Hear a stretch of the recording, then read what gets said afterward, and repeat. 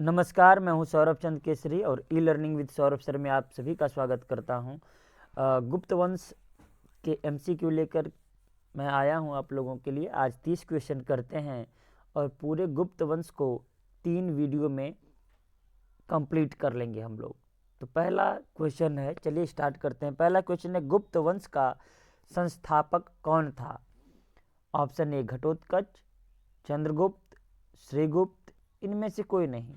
तो उम्मीद करता हूँ आपको आंसर आ रहा होगा, श्रीगुप्त। याद रहे, अगर यहीं पर पूछ दे वास्तविक संस्थापक, क्या पूछ दे आपसे? वास्तविक। तो वास्तविक संस्थापक जब पूछे तो आपको चंद्रगुप्त प्रथम लगाना है, ठीक है। नेक्स्ट प्रश्न की ओर बढ़ते हैं। गुप्त किसके सामंत थे? सामंत, ठीक है ना। तो गुप्त कुषाणों के सामंत थे। देखिए, सामंत का मतलब होता है कि एक राजा हो, ठीक है ना, और वो किसी राज्य क्षेत्र को अपने गवर्नर को दे दे, गवर्नर नियुक्त कर दे कि इस क्षेत्र के अधिकारी आप रहेंगे, तो उस तरीके से हम कह सकते हैं कि यही सामंत होते थे। तो गुप्त कुषाणों के सामंत थे। तो सही आंसर होगा बी। नेक्स्ट प्रश्न है, गुप्त वंश के किस शासक ने सर्वप्रथम महाराजाधिराज की उपाधि धारण की? तो चंद्रगुप्त प्रथम ने महाराजाधिराज की उपाधि धारण की। याद रहे, यह प्रथम शासक था जिसने राजा रानी की सिक्का चलवाया था। स्वर्ण मुद्राएं थी, एक तरफ राजा का नाम, एक तरफ रानी का नाम।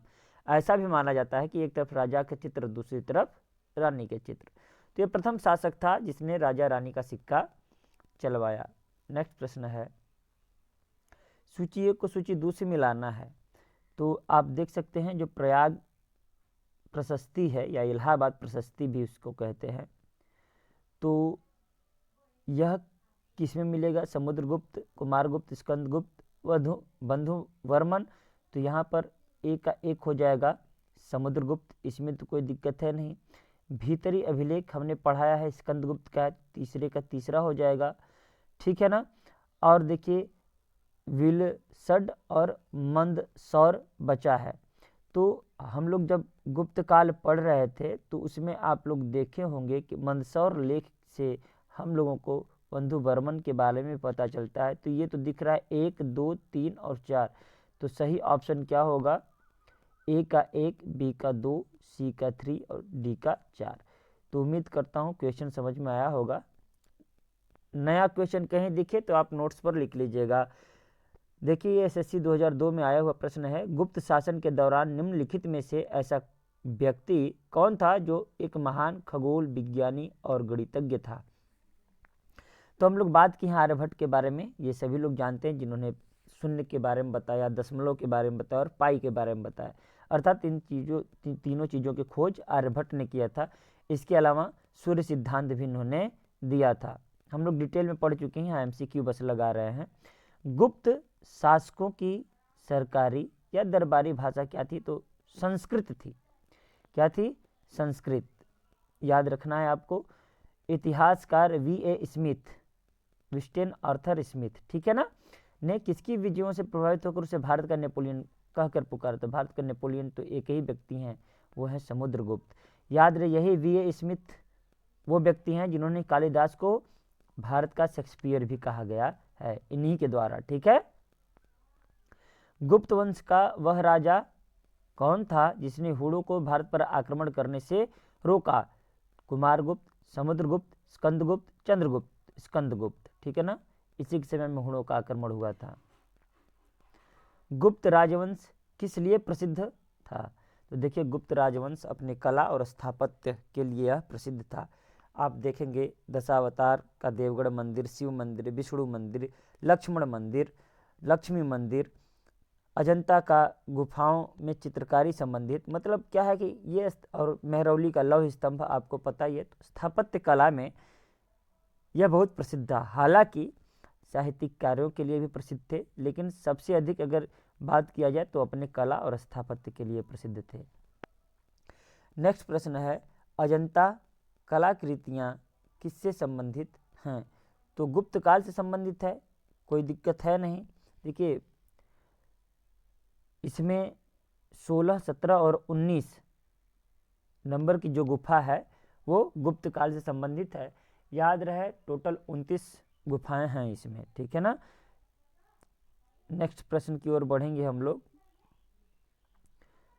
कुछ विद्वानों के अनुसार कवि कालिदास किसके राज कवि थे?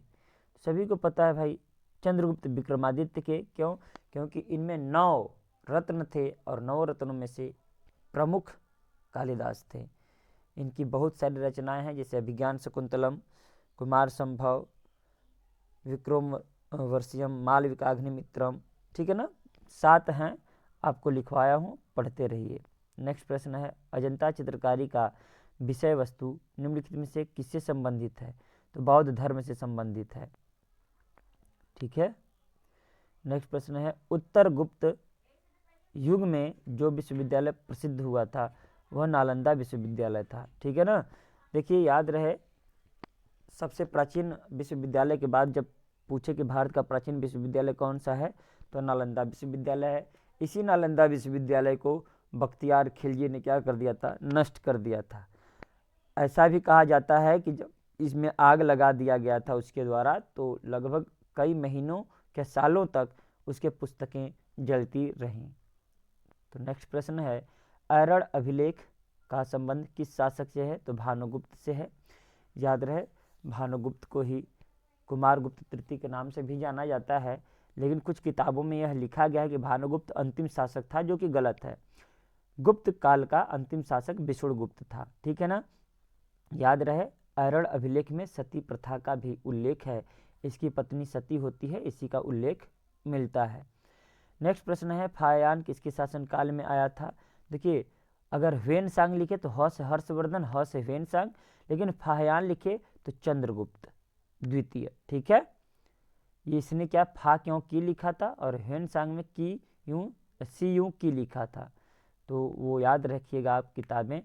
अब कह रहा है कि भारतीय संस्कृति का स्वर्ण युग किसे कहते हैं? तो यह गुप्त काल को कहते हैं। क्यों कहते हैं, सारा एक्सप्लेनेशन कर चुका हूँ। फाहयान कहाँ का निवासी था? तो चीन का निवासी था, कोई दिक्कत नहीं होने वाली है। सेतुबंध का रचनाकार प्रवरसेन द्वितीय किस वंश का था? तो ये यहाँ से एक क्वेश्चन आपको ये याद हो गया कि सेतुबंध के रचनाकार प्रवरसेन द्वितीय हैं, ठीक है ना। प्रवरसेन द्वितीय और सेतुबंध को याद रखना है। और ये वाकाटक नरेश थे, वाकाटक के शासक थे। तो नेक्स्ट प्रश्न है, किस गुप्तकालीन शासक को कविराज कहा गया? तो समुद्रगुप्त को, क्योंकि इसके जो सिक्के थे उस पर वीणा बजाते हुए इसका चित्र उल्लेखित है, अतः इन्हें कविराज की उपाधि से नवाजा गया था, ठीक है। नेक्स्ट प्रश्न है, स्कंदगुप्त को किस स्तंभ लेख में सक्रोपम कहा गया है? तो सक्रोपम इसको कहोम स्तंभ लेख में कहा गया है, मैंने लिखवाया भी है नोट्स में, आप देखते रहिएगा। तो कहोम अभिलेख से पता चलता है कि स्कंदगुप्त को सक्रोपम कहा गया है, ठीक है ना। यह उत्तर प्रदेश के गोरखपुर जिले में है, आपको याद रखना है। नेक्स्ट प्रश्न है, आज 30 क्वेश्चन बस करेंगे हम लोग। श्रीलंका के राजा मेघवर्मन ने किस स्थान पर भगवान बुद्ध का मंदिर बनवाने के लिए समुद्रगुप्त से अनुमति मांगी थी? मैंने इसको एक्सप्लेन भी किया है कि बोध गया में बौद्ध मंदिर बनवाने के लिए मेघवर्मन ने समुद्रगुप्त से अनुमति मांगी थी। मंदिर निर्माण कला का जन्म सर्वप्रथम कब हुआ? तो हम कह सकते हैं गुप्त काल में हुआ, ठीक है ना। याद रहे, इन्हीं के समय में 2 तरीके के मंदिरों का निर्माण हुआ, एक नागर शैली, एक द्रविड़ शैली, ठीक है ना। नागर शैली उत्तर भारत में, द्रविड़ शैली दक्षिण भारत में। नेक्स्ट प्रश्न है, चंद्रगुप्त द्वितीय ने विक्रमादित्य की उपाधि कब धारण की? शकों का उन्मूलन करने के बाद, गुप्त सिंहासन पर बैठने के बाद, चांदी के सिक्के जारी करने के बाद, उपर्युक्त सभी। तो देखिए, जब इन्होंने शकों को हराया तो विक्रमादित्य की उपाधि धारण की और इनको साकरी की उपाधि दी गई। तो 2 तरीके की उपाधि इन्होंने धारण की। हालांकि ये क्या है, शकों को हराने के बाद इन्होंने विक्रमादित्य की उपाधि धारण की, लेकिन ये याद रखिएगा साकरी, साकरी मतलब शकों का नाश करने वाला, ये भी उपाधि इन्होंने धारण की थी। तो सही ऑप्शन होगा आपका ऑप्शन ए, क्लियर है। और उसी के बाद इन्होंने चांदी के सिक्के भी जारी किए थे। नेक्स्ट प्रश्न है, गुप्त काल के सर्वाधिक लोकप्रिय देवता कौन थे? तो विष्णु जी थे, ठीक है ना। क्यों? आप ऐसे पकड़िए कि गुप्त काल में परम भागवत नामक ये उपाधि धारण करते हैं। तो परम भागवत, भागवत मतलब भागवत धर्म, उसी को हम क्या कहते हैं? वैष्णव धर्म, अर्थात विष्णु जी इनके प्रमुख देवता या लोकप्रिय देवता थे।